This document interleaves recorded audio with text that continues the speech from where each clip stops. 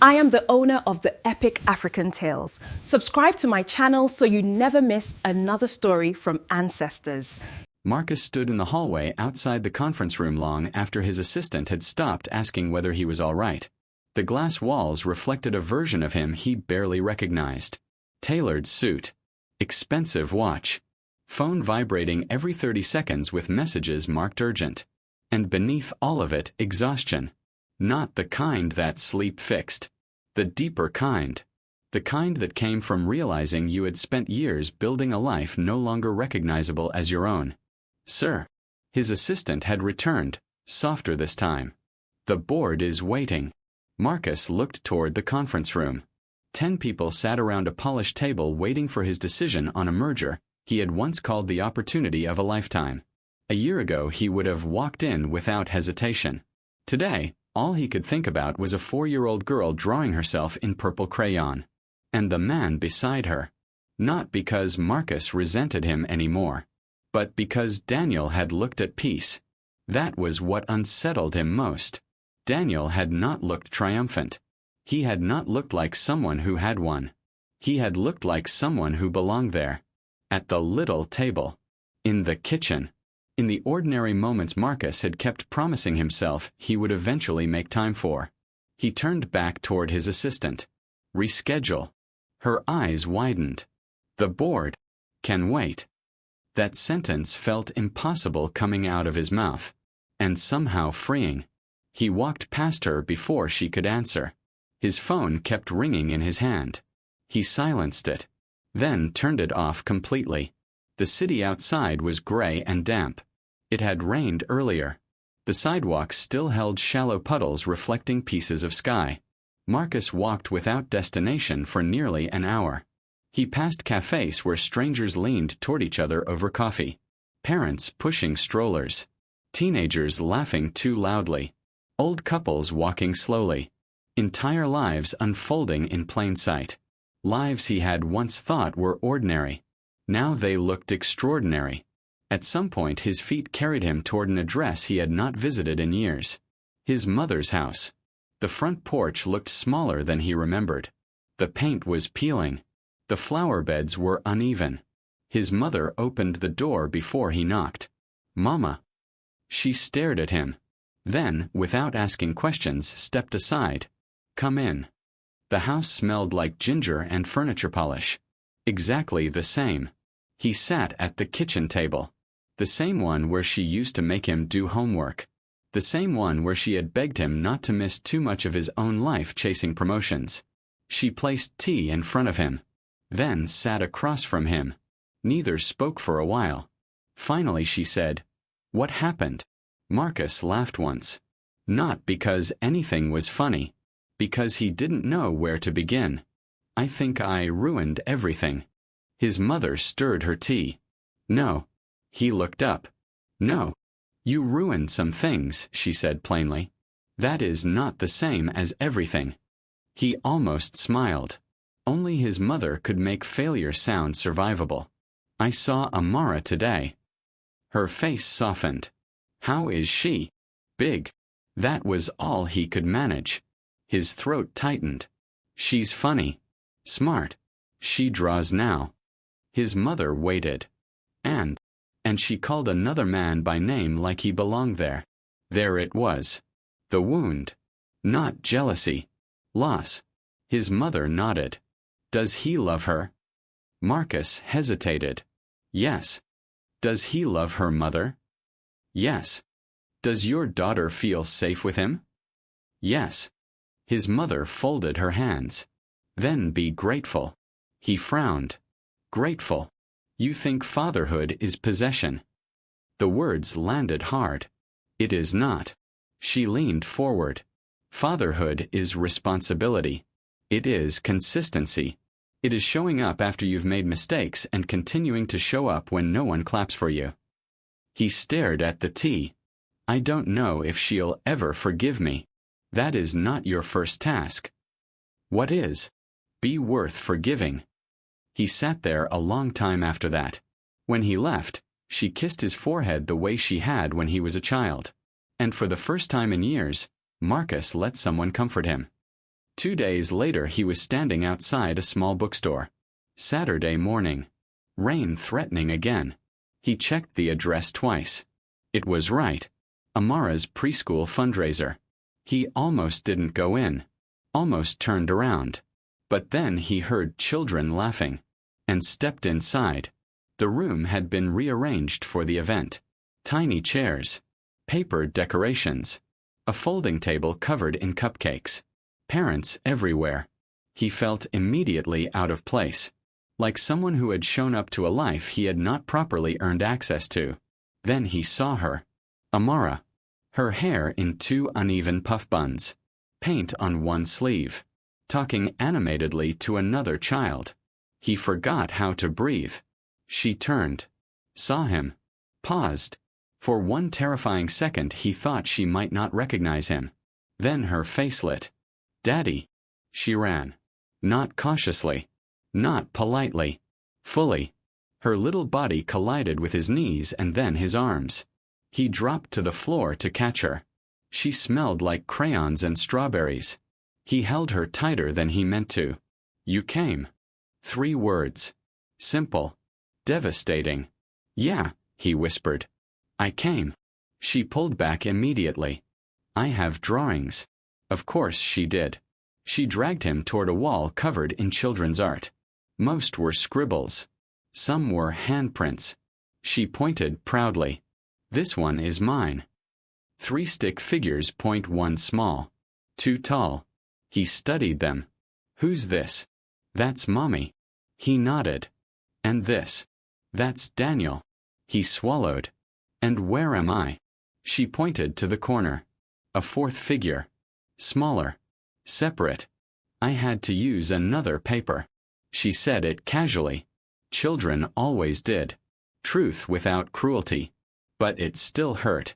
He smiled anyway. I'm glad you added me. She nodded as though that was obvious. You're my daddy. Simple. Undeniable. Not erased. Just delayed. His eyes burned. Yeah. He crouched beside her. I am. Across the room he saw Nnenna watching. She gave him a small nod. Not warm. Not cold. Permission.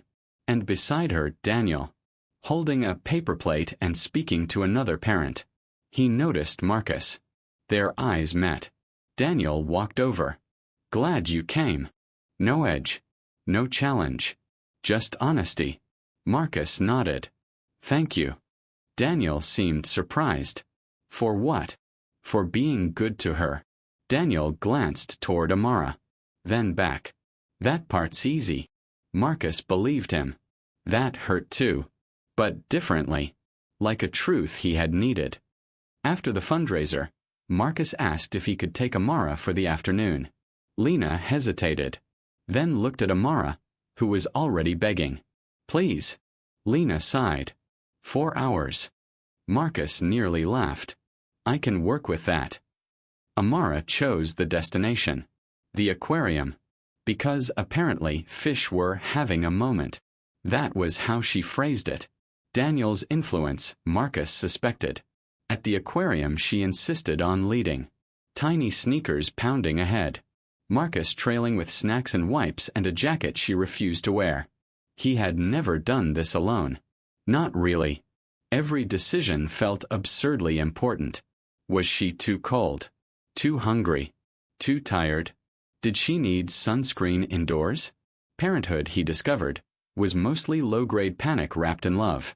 At the jellyfish exhibit she pressed her face to the glass. They look like floating dresses. He stared at her. At the way she saw the world. When had she become this person? He had missed so much. Later she asked for ice cream. He said yes. Too quickly. She laughed. Mommy says you say yes because you feel guilty. He nearly choked. She says that. She says grown-ups do weird things when they feel bad. That sounded exactly like Nnenna. He handed her a napkin. She's usually right. Amara considered this. Then reached for his hand. Small fingers. Sticky. Trusting. I'm glad you came today. There it was again. That simple gift. Not earned. Still offered. He squeezed her hand. I'm glad too. That night, after returning her home, Marcus sat in his apartment surrounded by silence. It was immaculate, minimalist, expensive, and unbearably empty. He opened his laptop. Not for work. For the first time in years. He searched parenting classes, co-parenting resources, therapy, support groups. He signed up for all of it. Then he opened his calendar and began blocking time. Every Saturday morning. Every Wednesday evening. No meetings. No exceptions. His assistant would panic. The board would complain. Too bad. He sent the changes before he could overthink them. Then he stared at Nnenna's contact name. Typed. Deleted. Typed again. Thank you for letting me come today. Too formal. Deleted. Tried again. Thank you for not giving up on letting me know her. He sent it before fear could stop him. 3 dots appeared. Then disappeared. Then returned. Her reply was short. I didn't do it for you. He smiled sadly. That sounded right. A second message arrived. I did it for her. And then, keep showing up. That one he read 3 times. Not forgiveness. Not yet. An invitation. A narrow road back. Enough. Weeks passed. Then months. And Marcus kept showing up. At first awkwardly. Then better. He learned bedtime songs. How to braid badly. How to cut grapes correctly after Nnenna scolded him exactly once. He learned that Amara preferred yellow cups. That she hated socks with seams. That she liked stories where the villain apologized. That she had inherited Nnenna's stubbornness and his laugh. Sometimes Daniel was there. Sometimes not. Their interactions remained careful. Polite. Eventually easier. One afternoon Marcus arrived early and found Daniel assembling a toy kitchen on the living room floor. He was losing. The instructions had defeated him. Marcus quietly sat beside him. You skipped step 4. Daniel glanced over. You're enjoying this. A little. They rebuilt it together. No speeches. No dramatic reconciliation. Just 2 men tightening screws while Amara napped upstairs. At some point Daniel said, She talks about you all the time now. Marcus kept tightening a bolt. She does. She's proud. That nearly undid him. Why? Daniel shrugged. You came back. Marcus looked at him. That enough? For a child. Daniel smiled. It's a strong start. Meanwhile, work began to shift. Not because Marcus suddenly hated ambition, but because ambition no longer owned him. He stepped down from 2 boards. Delegated more. Missed fewer birthdays. Called his mother weekly. Started cooking. Badly. His apartment slowly changed. A toy basket appeared. Then children's books. Then purple hair clips forgotten on the couch. Evidence of a life. One evening Amara fell asleep in his arms during a movie. Dead weight. Warm. Trusting. He sat motionless for nearly an hour. Afraid to move. Not because he didn't want to wake her.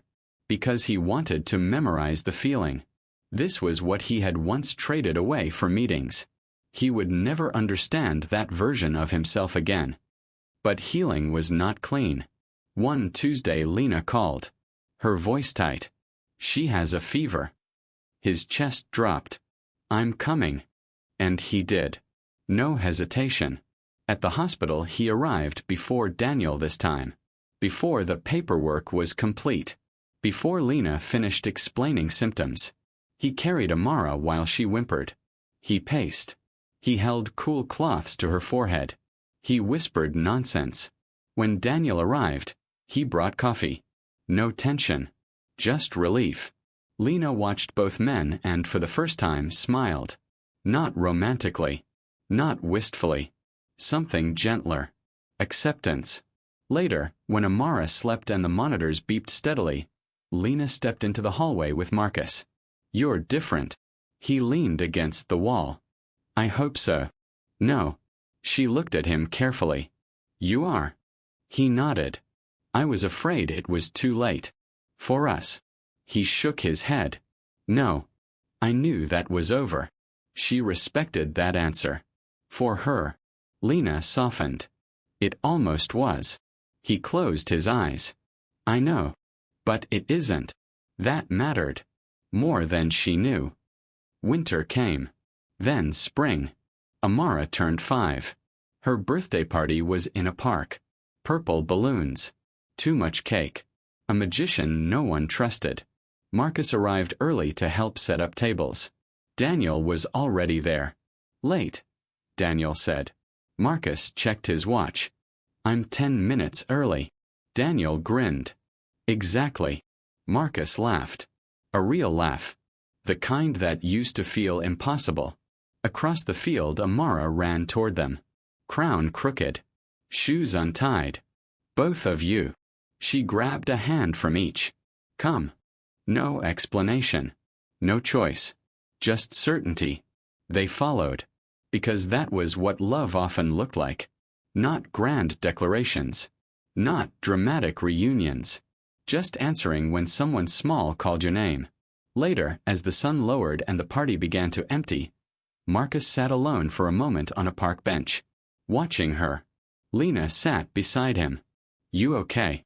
He nodded. Better than okay. She followed his gaze. Amara was teaching Daniel and 2 other children a made-up game with incomprehensible rules. She's happy, Nnenna said. Marcus smiled. She is. You helped with that. He looked at her. She meant it. The words settled deep. A kind of healing. Not complete. Maybe never complete. But real. Across the grass, Amara looked up and waved wildly. Marcus waved back. Then stood. Because she was calling him again. And this time. He didn't make her wait. Marcus had stopped measuring progress in dramatic moments. At first, he thought repair would feel cinematic. A breakthrough conversation. A tearful apology. A single day when everything would suddenly become whole. Instead, it came quietly. In routines. In repeated choices. In the simple act of arriving. He arrived for school pickups. He arrived for dance recitals. He arrived when Nnenna texted that Amara had lost her first tooth and wanted to show someone immediately. He arrived when she scraped her knee on the playground and demanded, through tears, that both Mommy and Daddy inspect the damage. He arrived when she woke from a nightmare and called him from Nnenna's phone because apparently his voice helped. He learned something important during that first year back. Children did not ask for perfection. They asked for consistency. Adults complicated love. Children simplified it. Are you here? Yes. Will you stay? Yes. Do you mean it? Yes. That was enough. At least for her. The adults still carried more complicated things. It was late autumn when Marcus first noticed Nnenna looking tired. Not ordinary tired. Not parenting tired. A deeper kind. He was dropping Amara off after a Saturday at the Science Museum. Amara had fallen asleep in the back seat clutching a plastic dinosaur and half a pretzel. Nnenna opened the front door wearing socks and one of Daniel's old sweatshirts. Her hair was tied up carelessly. There were shadows beneath her eyes. You okay? Marcus asked before he could stop himself. She smiled automatically. I'm fine. It was the old answer. The one people gave when they did not intend to be honest. Marcus studied her. You don't look fine. That surprised her. Not the observation. The fact that he noticed. For years he had not. She glanced back into the house. Then lowered her voice. My dad's been sick. Marcus's posture shifted immediately. What happened? His heart. She rubbed her temple. They found something 3 weeks ago. Why didn't you say anything? She almost laughed. Why would I? The answer landed exactly as intended. Not cruel. Just factual. For too many years she had learned not to lean on him. That habit did not disappear because he had become better. Still, he asked, what can I do? She hesitated. Then, because exhaustion makes people honest, said, "Nothing." But the next morning she texted, "Can you keep Amara overnight Friday? Dad has surgery." Marcus stared at the message. His first overnight. Not an afternoon. Not 4 hours. A full night. He typed back immediately. Of course. Then spent the next 4 days mildly panicking. He bought child-safe toothpaste. He purchased a nightlight shaped like a moon because Amara had once said she liked moons. He washed sheets. He stocked snacks. He watched 3 separate videos on how to properly det-angle textured children's hair. The videos did not help. Friday came. Amara arrived with a backpack larger than necessary. Inside were pajamas, stuffed rabbit, 2 books, 1 emergency blanket, and explicit instructions from Nnenna. "She likes one story first," Nnenna said. "Then water. Then 1 bathroom trip. Then she'll say she's still hungry even if she isn't." Marcus nodded seriously. "I understand." "You don't." Daniel kissed Lena's forehead beside the doorway. "We'll be back tomorrow." He turned to Marcus. "You've got this." Marcus appreciated the confidence more than he wanted to admit. Then the door closed. And suddenly it was just him. And Amara. She looked up at him. "So." He blinked. "So." She dropped her backpack dramatically. "What are we doing?" It was one of the first things he had learned about parenting. Children rarely wished to ease transitions. They wanted momentum. He thought for a second. Pizza. Her eyes widened. Before bedtime. Homemade. "You know how." "No." She laughed so hard she hiccuped. "Perfect." The pizza was terrible. Too much sauce. Not enough flour. Cheese everywhere. They ate it anyway, sitting cross-legged on the kitchen floor. At one point she smeared dough on his cheek. He retaliated badly. The kitchen suffered. Later, they built a blanket fort in the living room. Because apparently every overnight required one. Inside the fort she used a flashlight to tell him a story about a dragon who hated broccoli and therefore became a vegetarian by accident. He listened like it was sacred literature. At bedtime she inspected the new moon nightlight. "I like it." Marcus exhaled. A victory. He tucked her in. Read both books. Accepted the false hunger complaint. Approved the bathroom trip. Then turned off the lamp. He reached the door when she said quietly, "Daddy." He turned. "Yeah." "Stay until I sleep." No hesitation. He sat on the edge of the bed. Her hand found his wrist. Small. Warm. Trusting. He stayed. 20 minutes later her breathing slowed. He should have moved. Instead he remained there another half hour, simply watching. He thought of all the nights he had not been there. Not as punishment. Just acknowledgement. Then he kissed her forehead and whispered, "I'm here now." The next morning Nnenna texted before sunrise. Surgery went well. Marcus read the message twice. Then a third time. Relief moved through him like warmth. He made pancakes. Badly. Amara declared them emotionally good. He accepted that. When Nnenna returned that afternoon, she looked more rested. Her father would recover. She bent to hug Amara. Then straightened and looked around Marcus's apartment. Blankets everywhere. Flour still visible on one cabinet. Crayons on the coffee table. A child's socks under the sofa. Evidence. She smiled. "You survived." "I think we both did." Amara interrupted immediately. "We made pizza." Nnenna looked at the kitchen. "I can tell. And Daddy let me crack eggs." Marcus winced. Only one shell incident. Nnenna laughed. And for a moment it sounded exactly like years ago. Not because romance returned, it did not. But because familiarity had softened into something new. Respect. Maybe even friendship. That realization felt strangely tender. Winter deepened. Marcus began keeping more things at his apartment. A toothbrush. Extra pajamas. Hair ties. A small pair of rain boots by the door. Evidence of belonging. Then one evening Amara asked a question that stopped him cold. They were coloring. She was making every animal purple. Daddy. Yeah. Why didn't you live with us before? Children did this. They stepped directly into the center of the wound. Marcus set down his marker. Because honesty mattered now. I made bad choices. She kept coloring. Like stealing.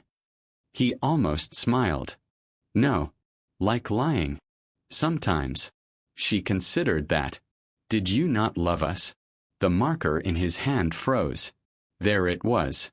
The real fear. He looked at her. I loved you very much. Then why weren't you there? Because ambition had seduced him.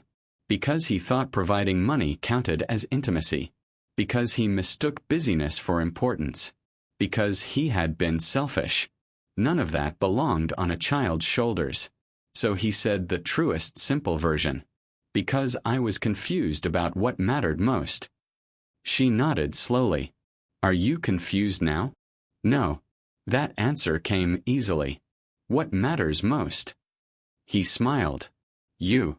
She accepted this immediately and returned to her coloring. Adults needed explanation. Children often just needed clarity. Spring came again. And with it, school performances. Marcus took time off work for all of them. Not just the major ones. All of them. A 5-minute poem recital. A parent breakfast. An absurd parade where children dressed as insects. At the insect parade, Daniel sat beside him in folding chairs. Amara was a butterfly. Naturally. Purple wings, Daniel said. Of course. Marcus smiled. She's been consistent. Daniel glanced over. So have you. Marcus nodded. Trying. Daniel folded his program. I owe you an apology. Marcus frowned. For what? I was hard on you. You should have been. Maybe. Daniel looked toward the stage. But I judged you like people couldn't change. That landed unexpectedly. Marcus considered it. I probably needed someone to. Daniel shook his head. No. You needed a chance. The words mattered more than either expected. By then their relationship had become something odd and unexpectedly solid. Not friendship exactly. But not rivalry. A mutual devotion to the same little person. That was enough. That summer Nnenna's father recovered enough to attend Amara's graduation from kindergarten. A tiny ceremony. Paper caps. Children singing off-key. Marcus sat beside Nnenna's parents. Her mother squeezed his hand once. No words. He understood. Forgiveness can come from unexpected places. After the ceremony, Amara launched herself into his arms. I'm a first grader now. He held her tightly. That sounds very serious. It is. She leaned close. I'll probably need a bigger backpack. Definitely. And maybe a dog. He laughed. Nice try. She grinned. He set her down. Then looked around. Nnenna talking to teachers. Daniel carrying cupcakes. Grandparents taking photos. This strange blended constellation of people had once seemed impossible. Now it felt normal. Messy. But normal. That evening Marcus returned to an empty apartment. And for the first time in years, empty did not mean lonely. It meant quiet. A pause. He made tea. Opened his laptop. And declined a promotion.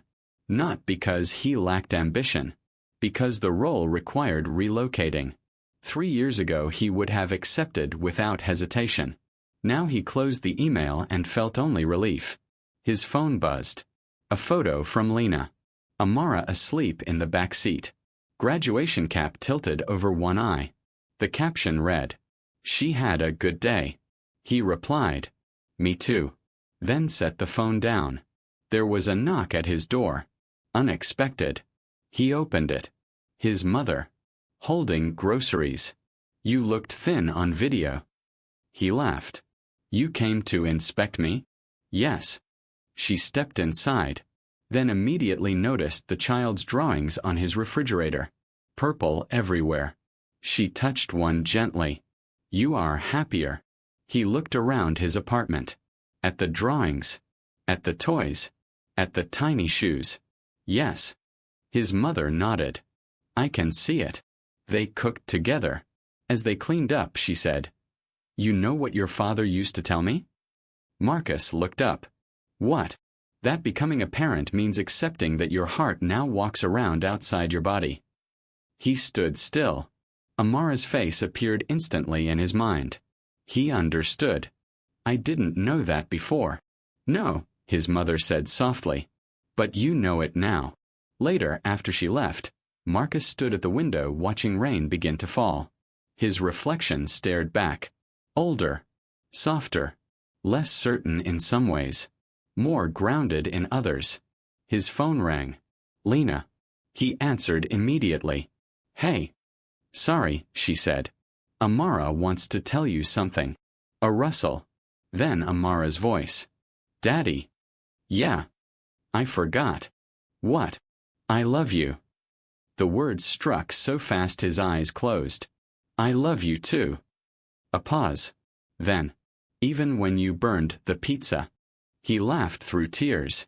Especially then. She giggled. Then handed the phone back. Lena returned. She insisted. I'm glad she did. There was a silence. Comfortable now. Then Lena said quietly, You know, I'm proud of you. Marcus leaned against the window. The city blurred behind rain. Thank you. You did the hard part. What was that? Staying. After the call ended, he remained there a long time. Thinking about that word. Staying. It sounded simple. It never was.